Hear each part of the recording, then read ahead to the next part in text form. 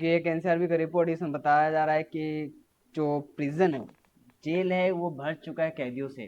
खास करके दिल्ली की जेल की बात किया जा रहा है।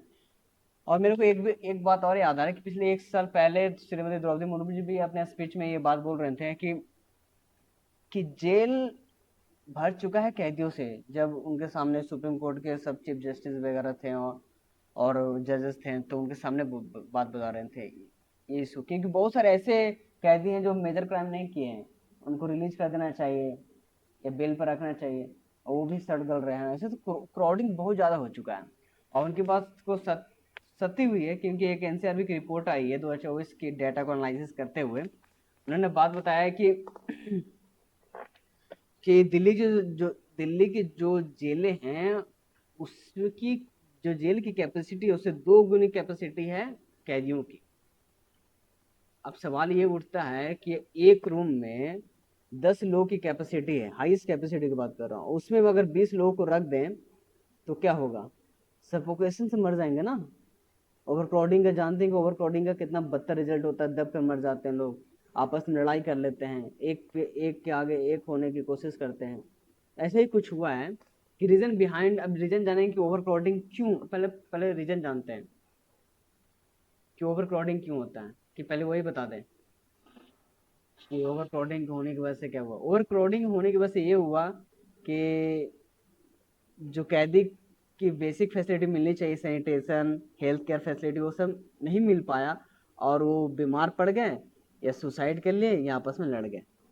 ये रिजल्ट हुआ जो आगे पढ़ेंगे। अब ये जानते हैं कि ओवर क्राउडिंग का रीजन क्या है। तो जुडिशियल डिले बताया जाता है कि बहुत सारे क्रिमिनल केसेस की बहुत सारे क्रिमिनल केसेस पेंडिंग में है। क्यों? क्योंकि अभी ट्रायल चला ही नहीं है। बहुत सारे कैदी ऐसे हैं, लगभग 75% कैदी ऐसे हैं जो अंडर ट्रायल पर हैं, मतलब कि सिर्फ आरोपी हैं, दोषी नहीं है। अभी उन्होंने क्राइम किया है कि नहीं किया ये पता ही नहीं है, अभी साबित ही नहीं हो पाया ये। तो ये है। और दूसरे ओवर क्रिमिनलाइजेशन के बेसिस पर, मतलब कि excessive use of imprisonment for minor offences, मतलब जो जो छोटी छोटी गलतियां भी जो की है ना, उनको भी जेल में डाल दिया गया है, और ध्यान नहीं दे पा रहे हैं कि कैसे उनको बाहर रखे, उनको भी जेल में डालकर ये सब क्राउडिंग को बढ़ा रहे हैं। फिर तीसरा पॉइंट जो आ रहा है, बेल रिलेटेड चैलेंज, सबसे ज़्यादा इंपॉर्टेंट है बेल रिलेटेड चैलेंज की। जो अमीर लोग हैं वो तो जेल से बाहर निकल जा रहे हैं, वकील को हायर करके बेल मिल जा रहा है उनको, लेकिन जो इकोनॉमिकली वीकेस्ट सेक्शन सोसाइटी जो पीपल्स हैं, वो वकील को हायर ही नहीं कर पा रहे हैं, पैसा नहीं तो वकील को हायर नहीं कर पा रहे हैं, इसलिए बेल नहीं मिल पा रहा उनको। और अवेयरनेस की भी कमी है, लीगल एसिस्टेंस भी नहीं मिल रहा है, ना कानूनी रूप से सहायता मिल रहा है उनको।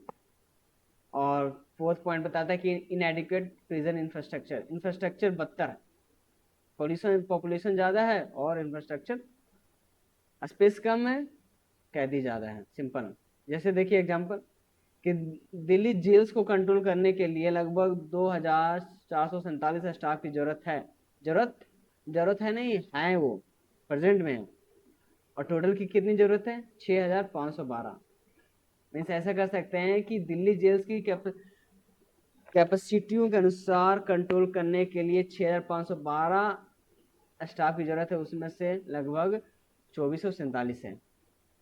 देखें लगभग 2.5 का गुना इम्पैक्ट है, 2.5 गुना कम है स्टाफ। फिर आगे बात वो करते हैं कि concern associated with prison over crowding, क्या हो पा रहा है, कि ओवर क्राउडिंग क्यों हो गया है और उसका क्या इम्पैक्ट आया है। मैंने आपको पहले ही बता दिया कि उसका इम्पैक्ट ह्यूमन राइट कंसर्न आया, कि पूरा लिविंग कंडीशन मिला, लैक ऑफ सैनिटेशन की कमी हुई,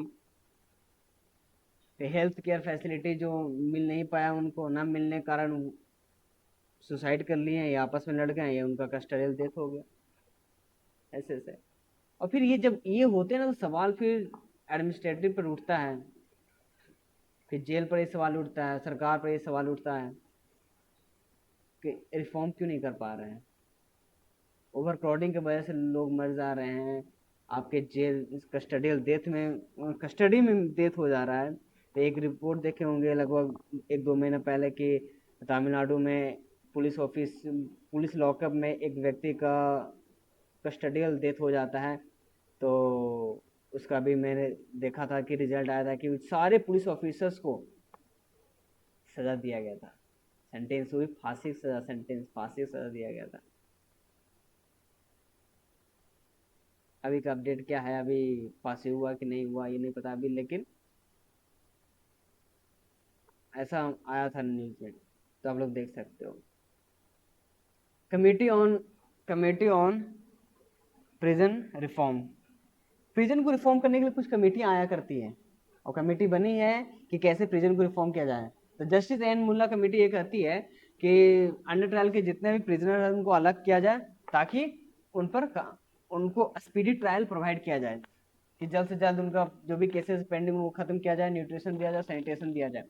जस्टिस अमितवा रॉय कमेटी ये कहती है कि स्पीडी ट्रायल किया जाए, लीगल एड रिफॉर्म हो, मतलब कानूनी सहायता मिले, टेक्नोलॉजी को यूज करके प्रिजन को मैनेजमेंट किया जाए। कृष्ण अय्यर कमेटी कहती है कि सेपरेट जेल फैसिलिटी होनी चाहिए वुमेन के लिए, कि एक्सप्लॉयटेशन ना करे, ना तो अगर साथ में रहेंगे तो कैदी तो ऐसे कंटेमिनेट है, और वुमेन को देखकर और कंटेमिनेट हो जाएंगे भाई। जुडिशियल इंटरवेंशन में अगर देखेंगे कि और क्या हो रहा है, तो हुसैन खातून वर्सेस स्टेट ऑफ बिहार में ये हुआ है कि सुप्रीम कोर्ट इस पर जजमेंट दी है कि हर मानव का ये अधिकार बनता है कि वो स्पीडी ट्रायल करे, स्पीडी ट्रायल करवाएं, कि तारीख पर तारीख नहीं होना चाहिए, क्या हमको हमको स्पीडी ट्रायल करवाना ये हमारा राइट है, सुप्रीम कोर्ट बोली है कि आपका राइट है। State of Rajasthan versus Balchand ने बोला है कि bail is the rule, jail is the exception, मतलब कि अगर आप माइनर जो केसेस हैं उनमें बेल दे दिया जाना चाहिए, हमेशा नहीं कि उसको रख रहे हैं, चढ़ा रहे हैं, गला रहे हैं, ये सब चीज़ों को देखते हैं। और फिर प्रिजन को रिफॉर्म करने के लिए मेजर स्टेप क्या होना चाहिए, तो स्टेट लीगल सर्विस अथॉरिटी जो है उन्होंने स्टेप लिया है कि उन्होंने कि फ्री लीगल असिस्टेंस प्रोवाइड किया जाएगा वकीलों को, उनके फैमिलियों को, फैमिलीज को, कि वो वकील हायर करके वो जल्द से जल्द उनको रिहा करवाएं। मिनिस्ट्री ऑफ होम अफेयर ने भी एक model prison and correctional service act लाया है 2023 में, कि उनको वेलफेयर प्रोग्राम में शामिल किया जाएगा, after care and rehabilitation service भी प्रोवाइड किया जाएगा उनको, कि अगर सोसाइटल वर्क करेंगे ना तो उनके माइंड शुद्ध होगा, और वो क्राइम से बाहर आ पाएंगे। ठीक है, तो फिर आगे देखते हैं कि आगे क्या होना चाहिए, हम लोग का स्टेप क्या होना चाहिए, या बे हेड जो आता है कि क्या होना चाहिए, बेटर क्या होना चाहिए, जो जो गवर्नमेंट को वर्क करना चाहिए इस पर, तो या सुप्रीम कोर्ट का वर्क करना चाहिए। तो आता है कि टेक्नोलॉजी इंटीग्रेशन, मतलब क्योंकि टेक्नोलॉजी के माध्यम से रिकॉर्ड कीपिंग किया जाए, कितने कैदी हैं कितने नहीं है, उनका मॉनिटरिंग किया जाए, ट्रांसपेरेंसी लाया जाए, और सबसे बेटर है कि वीडियो कॉन्फ्रेंस के थ्रू उनको जल्द से जल्द हियरिंग करवाया जाए, मतलब जो भी केसेस हैं उनको जल्द से जल्द जजमेंट दिया जाए, ताकि ओवर क्राउडिंग का चांसेस कम हो।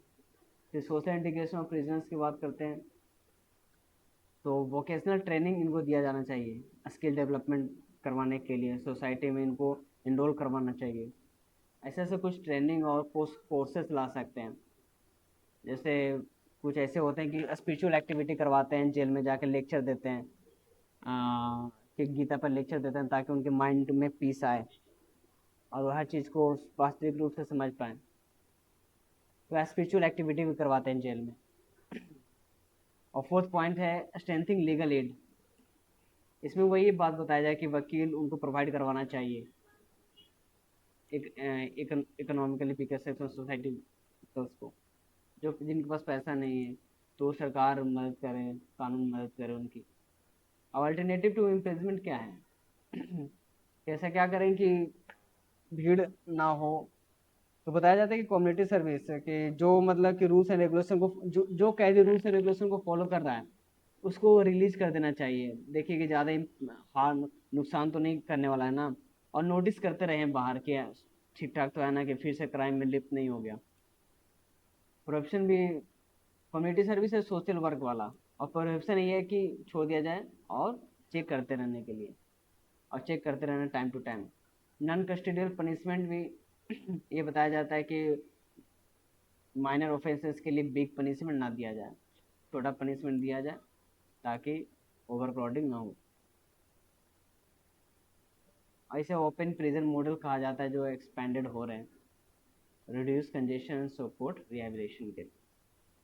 Thank you so much. और कोई क्वेश्चन हो तो पूछिए।